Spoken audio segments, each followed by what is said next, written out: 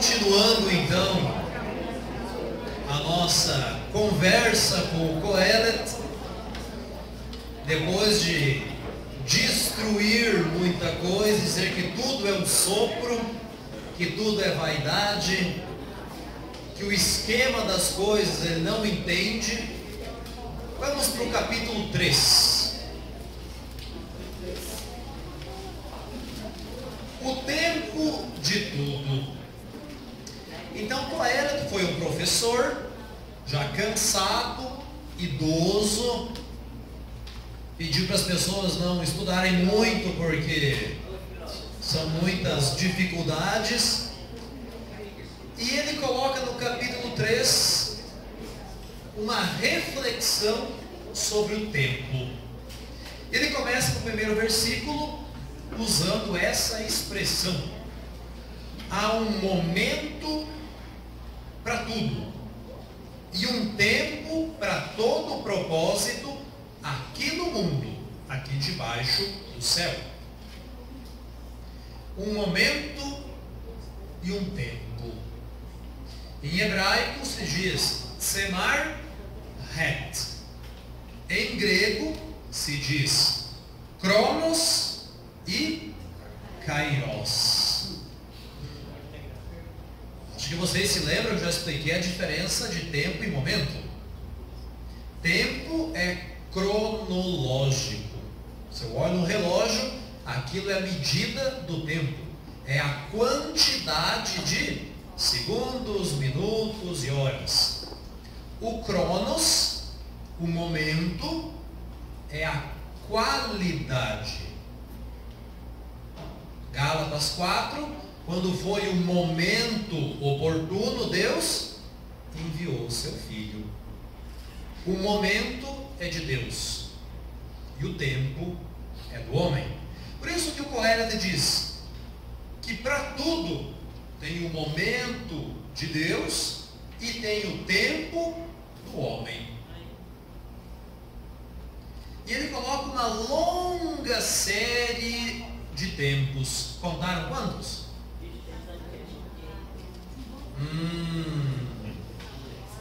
Na Bíblia, quando aparecem elencos, o número é sempre importante.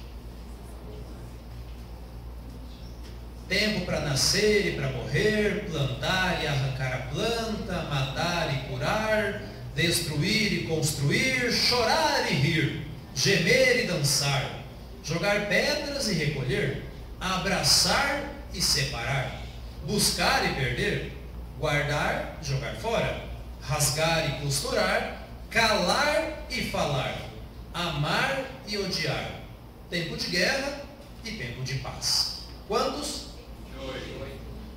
28 tempos. Ou seja, 14 duplas de antônimos, de antíteses. 28, 7 vezes 4. 7 a totalidade. 4 os pontos cardeais. Ou seja, naquilo ele abraça tudo o que acontece debaixo do céu. A gente não vai olhar cada um deles. Vamos dar uma olhada alguns. O primeiro, tem um tempo de nascer e um tempo de morrer. O momento certo para cada coisa. Qual que é o tempo de nascer? Quantas semanas? 40, os mais apressadinhos, 37. Mas Kohelet diz, tem um tempo. Não é que eu tenho que nascer naquele dia. Não, o médico previu que meu filho ia nascer, cravou, acertou. Não é isso. Ele diz que o feto concebido até nascer, ele tem que obedecer um tempo para se formar e se preparar para nascer. Mas também tem um tempo para morrer. Ou seja, qual que é o máximo que um ser humano pode chegar? 100? 110? Não que eu já tenho pré-determinado que tal dia, de tal ano, em tal hora eu tenho que morrer. Não é isso que o Coelho está dizendo. E acontece alguma tragédia, não, Deus quis assim. Deus não quer a morte de ninguém. Mas um dia vai chegar o nosso tempo, onde completamos os nossos dias. É isso que ele diz. Não adianta querer nascer antes da hora, você vai estar não completamente informado, e não adianta querer morrer depois, porque chega um momento onde o corpo não aguenta mais. Esse é o tempo que ele está dizendo, ok? Um tempo de plantar e um tempo de arrancar a planta. Alguém plantaria soja numa época como essa? Começando a seca? Não. E que nem eu falei, você quer plantar alface hoje para comer amanhã? Precisa se desenvolver. Todos os tempos são isso. Cada coisa precisa evoluir. Precisa chegar no seu determinado momento. É como alguém começar hoje a preparação da catequese e querer fazer a primeira comunhão amanhã. Amor à primeira vista. Nossa, que lindo. Viu hoje, quer casar amanhã. Chance de dar certo? 0,01%. Se conhecendo meses, anos, obedecendo o tempo, já é difícil. Imagine se você quer acelerar os tempos. É isso que o Coelho está dizendo. Saber que a gente tem que respeitar certas coisas, mesmo que doam, que não seja bom esperar, para ter os frutos, para colher os frutos. E depois ele diz ainda, um tempo de abraçar e um tempo de separar. Ou seja, eu estou a fim de dar um abraço, pedir perdão, se aproximar de alguém, mas se a pessoa está com o coração ainda dilacerado, pode ser que o meu tempo chegou, mas o tempo da pessoa a acolher o perdão não chegou ainda. Então, por isso que tem um tempo para abraçar e um tempo para esperar, ficar separado. Um tempo para calar e um tempo para falar. Mas se eu tivesse falado isso, não ia ter acontecido. Ô boca, por que não ficou quieta? Nós sabemos exatamente quando devemos falar e quando devemos ficar quietos? O nosso tempo a gente sabe, mas aqui o Coelho começa a colocar o tempo dos outros, e é aqui que surgem as dificuldades. Porque muitas vezes aquela pessoa quer que a gente fale, a gente fica quieto. Ou o contrário. Aquele casal que passou por alguma dificuldade, algum desafio, alguma briguinha. O homem chega, fala, e a mulher quer ficar quieta, ou vice-versa. Se eu não respeito o tempo do outro, as coisas não acontecem. Mas também ficar quieto sempre não leva a lugar nenhum. Então, como eu falei no início, tem os livros que explicam muita coisa, mas colocar em prática, o tempo de falar, o tempo de abraçar, o tempo de se aproximar, é difícil. É isso que Coelho está dizendo. Eu sei os meus tempos, mas que eu também saiba os tempos do outro. Observe a tarefa que Deus deu aos homens para que delas se ocupem. Tudo o que Deus faz é apropriado ao seu tempo. É difícil entender o nosso tempo. É mais difícil entender o tempo dos outros. Agora, entender os tempos de Deus é árduo. Porque muitas vezes nós queremos que Deus faça certas coisas num piscar de olhos. E é isso que Coelho está colocando. Tudo o que Deus faz tem o seu tempo apropriado. Mas será que eu sei reconhecer o tempo de Deus? o momento, a qualidade, saber esperar certas coisas que eu gostaria de tê-las agora. Se eu tenho que respeitar o tempo de um plantio, o tempo de uma pessoa, por que não também compreender e respeitar, talvez, o tempo de Deus? E é assim que ele termina praticamente essa reflexão. Também Deus colocou no coração do homem a noção de eternidade, sem que o homem possa atinar com a obra que Deus realiza desde o princípio até o fim. Eternidade em hebraico se diz rolam. O Coelet coloca no final do poema dele: Deus tem um tempo para tudo e colocou no nosso coração o quê? O desejo de eternidade. O Coelet está se questionando, iluminado por Deus, e está dizendo o seguinte: nós, seres humanos, não nos satisfazemos aqui e agora. Nós queremos algo a mais. Só que esse algo a mais não está aqui. Ele não entende ainda. Mas ele diz, Deus colocou no coração do ser humano o rolam, a eternidade. Tanto que no creio niceno constantinopolitano, bem no final do creio, a última frase é essa: eu creio na vida do mundo que há de vir. Ou seja, vivemos neste mundo, mas temos o que? No coração a abertura, o desejo, a vontade de um novo mundo. Como é que termina o Apocalipse, um dos últimos versículos? Eis que faço novas todas as coisas. O Apocalipse diz, este mundo e o mundo que virá. E a primeira pessoa na Bíblia que começa a falar disso é o Coelet. Então, sublinhem, capítulo 3, versículo 11. O homem tem no coração a eternidade. É como se ele dissesse, pode ser que a palavra que está aí seja diferente, só que eu coloquei ela no original, o rolando. O conjunto do tempo, diz a Bíblia de Jerusalém. Talvez de vocês digam uma coisa diferente, mas Coelet está dizendo, meu coração é pequeno para tudo aquilo que Deus colocou dentro dele. E eu compreendi que tudo que Deus faz é para sempre.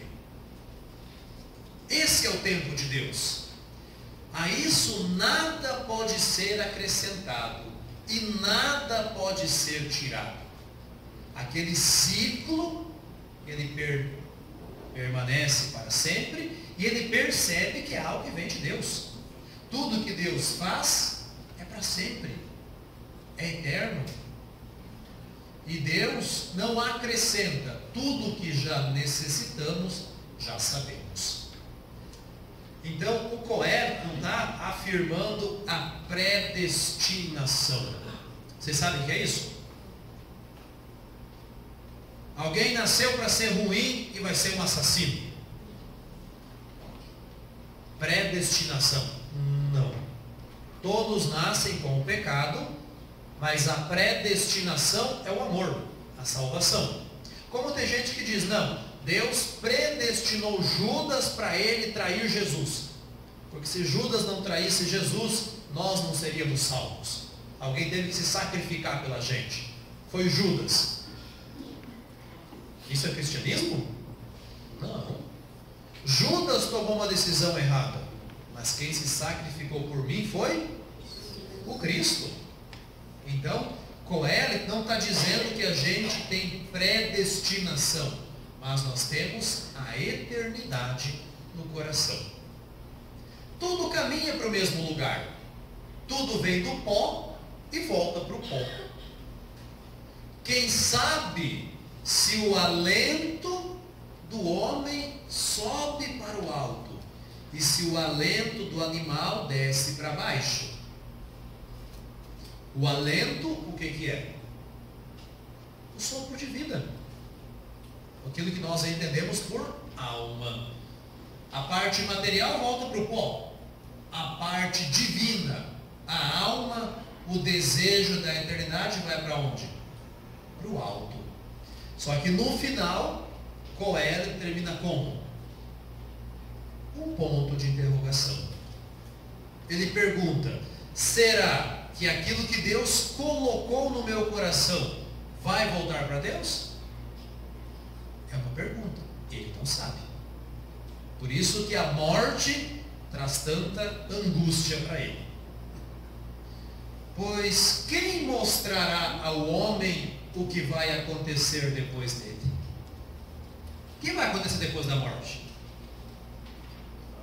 Parece um discurso simples, porque Coelho não conheceu Cristo, não conheceu a ressurreição, e até a gente que acredita, vive, quando alguém muito perto da gente falece, a nossa fé na ressurreição não balança um pouco? Ou até quando tem alguém muito doente, no estado terminal talvez, que a gente sabe que uma hora ou outra aquela pessoa vai nos deixar. Quando aquela pessoa nos deixa, nós sentimos. Somos humanos, sentimos dor, saudade, um vazio. Imaginem só o Coelho, velho, chegando perto da morte, sem a esperança na vida eterna, angustiado, mas está compartilhando essa angústia. Então a reflexão sobre o tempo termina com uma pergunta sobre o futuro. Já que eu tenho a eternidade no coração, vai acontecer? O que vai acontecer depois da morte? Vai todo mundo para o Sheol? Deus vai nos salvar? Será que a escatologia, o depois da morte, faz parte desse ciclo de Deus? Perguntas que ele está fazendo e colocando na reflexão dele. Isso é o tempo e o momento. E no final do livro, no capítulo 11, no versículo 7, ele quer terminar a obra com um poema, mostrando sabedoria. E no capítulo 11, versículo 7, doce é a luz, agradável aos olhos ver o sol. Ainda que o homem viva muitos anos, um adulto, e se alegre com todos esses anos, se lembre que os dias de trevas serão muitos. Que dias de trevas são esses? O Sheol, escuridão, vimos ontem algum salmo. Tudo o que acontece é sopro. Abel, inconsistente, eu não consigo dominar. Mesmo que você tenha muitos anos, aproveite, porque você não sabe o que vai acontecer depois. E você que é jovem, se alegre com a tua juventude. Seja feliz na tua mocidade. Siga os caminhos do teu coração. Tem o que no coração? A eternidade. E os desejos dos teus olhos saibas, porém, que sobre todas estas coisas Deus te pedirá contas. Opa! Coelho está colocando o quê? O juízo final. Então ele já está amadurecendo o quê? Após a morte tem uma continuação. Não está querendo dar um susto, ó, faz isso, senão a coisa vai feder lá na frente. Não, mas viva bem, porque um dia esse presente que Deus te deu, o sopro, o hálito, ele vai pedir contas. Não somos os donos da nossa vida, somos os administradores de um dom de Deus. E ele coloca então, no capítulo 12, o ponto alto dessa reflexão. Se vocês querem sublinhar, sublinhem. Capítulo 12, versículo 1. Lembra-te do teu Criador nos dias da juventude, da mocidade, desde o início da vida, se lembre do Criador. Eu falei bastante que um dos pontos da sabedoria é sempre refletir sobre a criação. Um sinônimo de lembrar é recordar. Recordar significa o quê? Trazer de novo para o coração. Misericórdia e recordar tem o coração no meio. Então, Coelho está idoso, está velho, e diz para a juventude: lembra-te de Deus. Porque é mais fácil lembrar de Deus na doença, né? Na velhice. Quando as coisas vão mal, é mais fácil lembrar de Deus. Ele fala: lembra na tua juventude. Não viva a tua vida como se Deus não existisse. E depois ele compara a vida com um poema.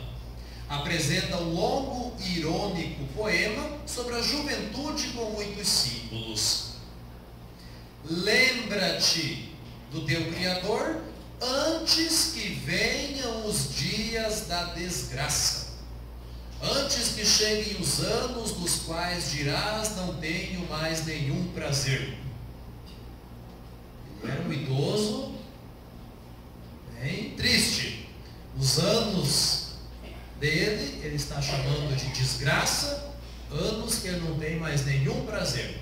E fala para os alunos dele, nesse livro que ele está entregando: lembra-te de Deus antes que tudo isso aconteça. E ele compara o nosso corpo, a nossa vida, como um castelo. Um castelo depois de uma tempestade, depois do inverno. É ele mesmo. Ele diz: lembra-te do teu Criador antes que se escureçam o sol e a luz, e a lua e as estrelas apareçam, e que voltem as nuvens depois da chuva. Ele está imaginando o corpo como um castelo depois da tempestade. E ele começa a apresentar parte por parte do corpo, dizendo: se lembrem do Criador antes que tudo isso aconteça. Se lembrem do Criador no dia que os guardas da casa tremem, ou seja, as pernas. Antes que as pernas tremam e tenham que andar de muleta, se lembra do Criador. Antes que os homens fortes da casa se curvem, os braços. Ah, não consigo erguer a borsite, não deixa, travou aqui. Antes que aconteça isso, lembra-te do teu Criador. Antes que as mulheres uma a uma pararem de moer, quem que é? Os dentes. Lembra-te de Deus antes que caia a escuridão sobre aquelas que olham pela janela. Vem a catarata, vem a vista cansada, falta braço para esticar. E antes que aconteça isso, lembra-te do teu Criador.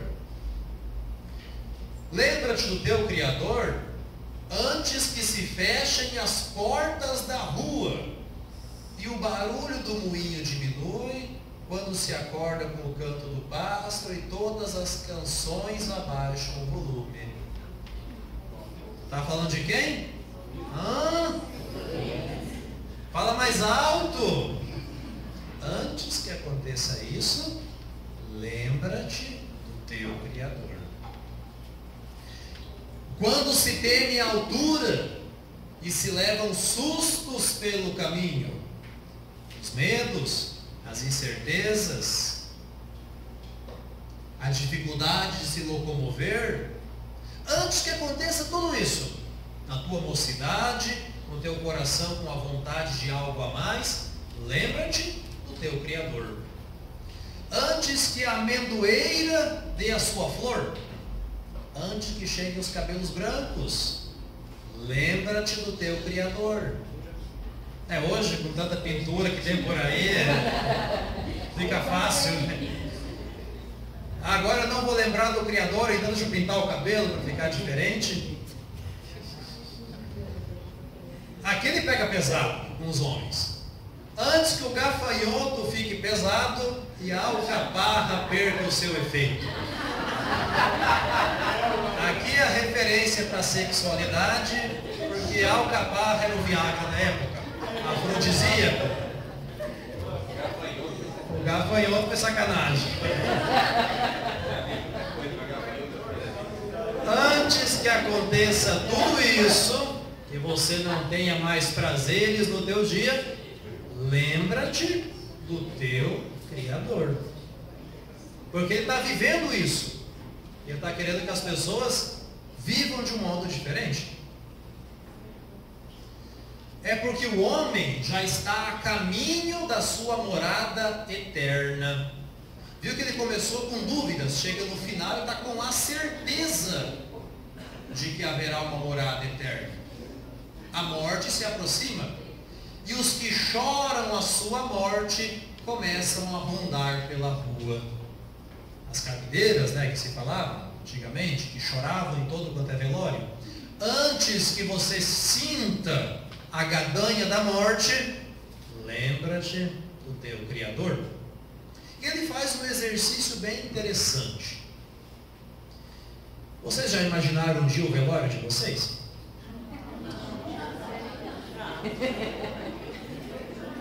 As pessoas vão estar chorando, vai ter muita gente,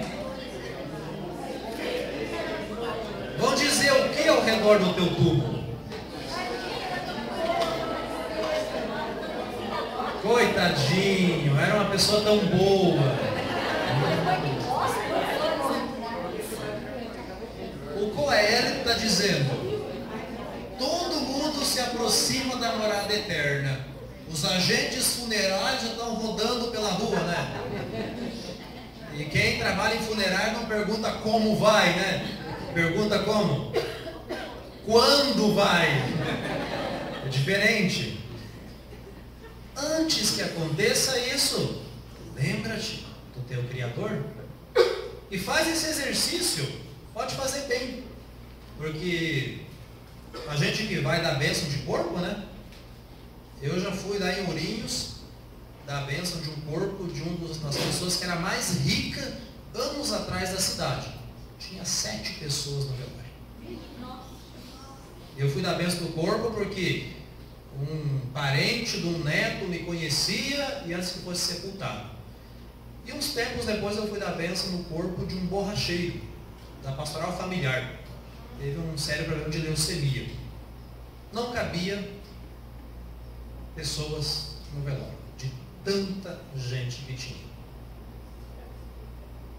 O que vale a pena durante a vida são as pessoas. É esse o legado que nós deixamos. Quantas pessoas será que vai estar no teu velório?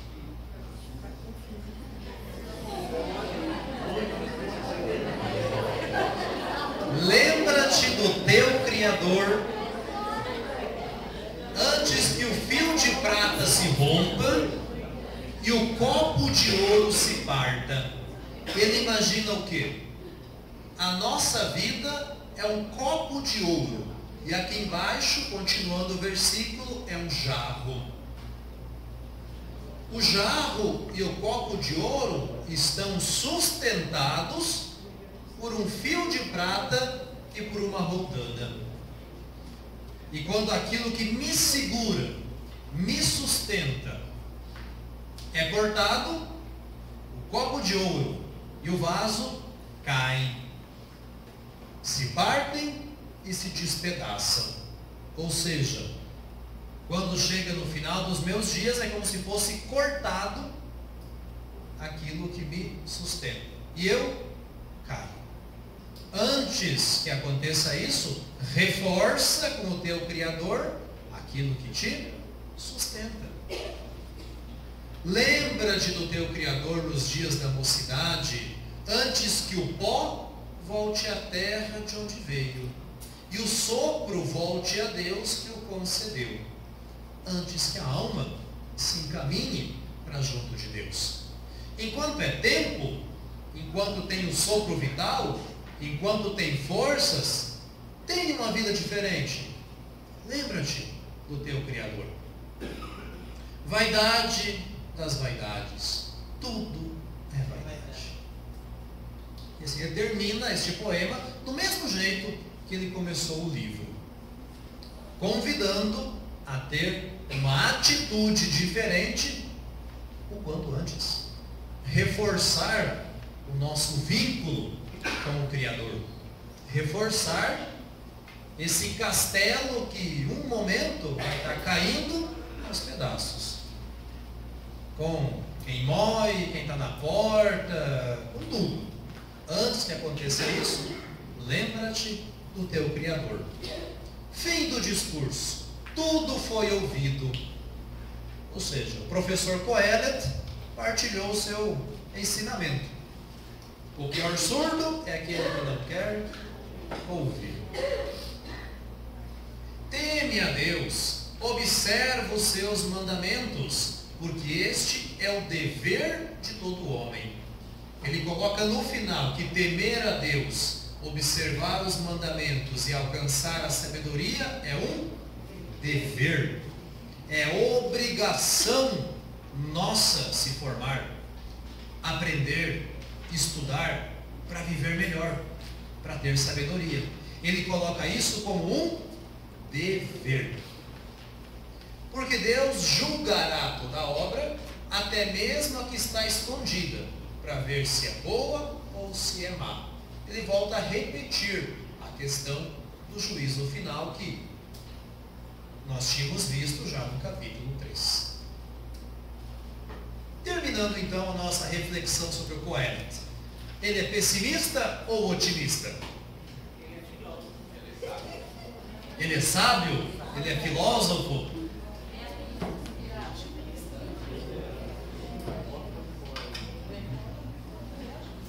Ele é, na minha opinião, realista. Porque ele coloca tanto a parte negativa, uma sabedoria limitada, uma incapacidade humana, mas é otimista, porque coloca o quê? A sabedoria infinita, a eternidade no coração.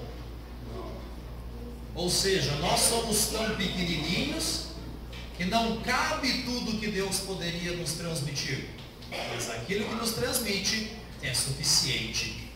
Então ele começou bem pessimista, falando da vaidade das vaidades, do tempo de cada coisa, que ele não entendia o mecanismo. Só que ele termina otimista. Lembra-te do teu Criador, tenha sabedoria, o temor de Deus, se prepare para o grande encontro da sua vida com o teu Criador. Por isso que muita gente diz que o Kohelet é preparatio evangelica, em latim. O Kohelet é preparação do Evangelho.